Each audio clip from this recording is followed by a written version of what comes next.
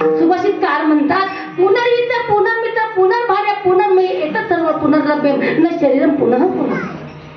मनुष्य जन्मांती सर्व काही प्राप्त करून घेऊ शकेल, मिळालेला नरदेह पुन्हा पुन्हा मिळणार नाही. मग एक गोष्ट लक्षात घ्या, पूर्वजन्मी आपल्याला कोणता देह मिळाला होता, आपण त्या देहामध्ये भजन नामस्मरण केलं किंवा नाही तुम्हाला माहित नाही.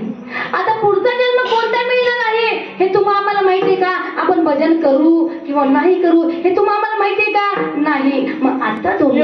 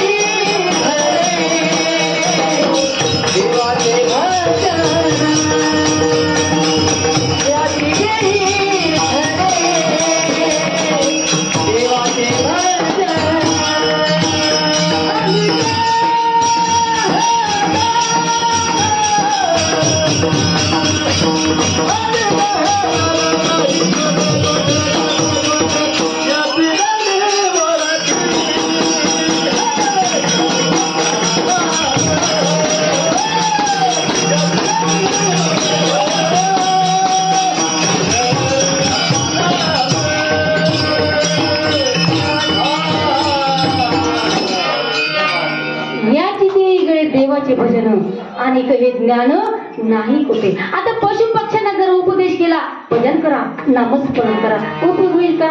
नाही. का?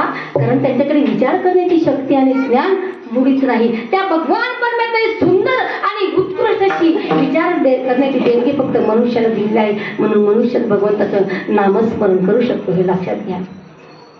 म्हणून प्रपंच आणि परमात्म्याची योग्य सांगड घालून त्या भगवान परमात्म्याचं जर भजन केलं तर तो भगवान परमात्मा नक्कीच आपली दखल घेतल्याशिवाय राहणार नाही. फक्त शुद्ध भाव त्या भगवान परमात्म्याला आवडतो, शुद्ध भक्ती त्या भगवान परमात्म्याला आवडती. शुद्ध भक्ती असेल नक्कीच तो आपल्या इच्छा पूर्ण केल्याशिवाय राहणार नाही.